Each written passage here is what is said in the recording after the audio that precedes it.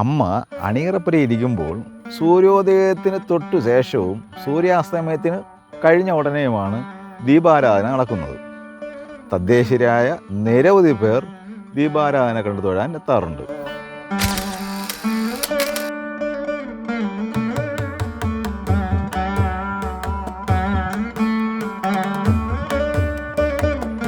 ദീപാരാധന കഴിഞ്ഞ ഉടൻ തന്നെ മാറ്റുവീശി കഴിഞ്ഞ് വാത്തിമാർ അണിയറപ്പുരയിൽ എത്തുമ്പോഴേക്കും അമ്മയെ വണങ്ങി പപ്പർ ബ്രഹ്മസ്ഥാനത്തേക്ക് പുറപ്പെടാൻ തയ്യാറായി കഴിഞ്ഞിരിക്കും.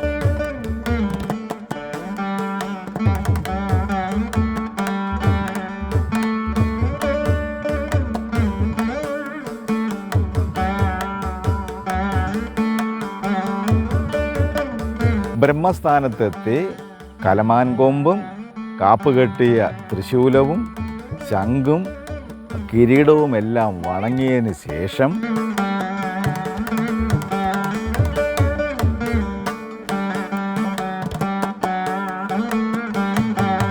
കരടിവാദ്യത്തിൻ്റെ പ്രത്യേക താളത്തിനനുസരിച്ച് കൈകാലുകൾ ചലിപ്പിച്ചുകൊണ്ട് ബ്രഹ്മസ്ഥാനത്തിൽ പപ്പർ വലതു വയ്ക്കുന്നു.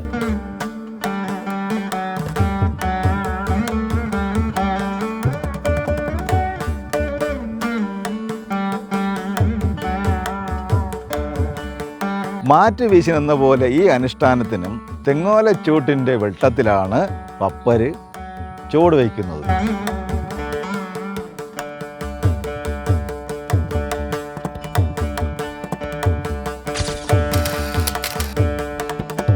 ഈ മഹോത്സവം നടക്കുന്ന ഈ വേളയിൽ അമ്മ ഭക്തരുടെ ഇടയിൽ ഇരിക്കുമ്പോൾ കണ്ണേറ് തട്ടാതിരിക്കാൻ വേണ്ടി നടത്തുന്ന ഒരു ചടങ്ങായിട്ടും ഈ പപ്പരകളിയെ വ്യാഖ്യാനിച്ച് കാണുന്നുണ്ട്.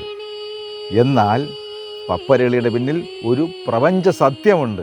അതേക്കുറിച്ച് വരുന്ന ദിവസങ്ങളിൽ പറയാം.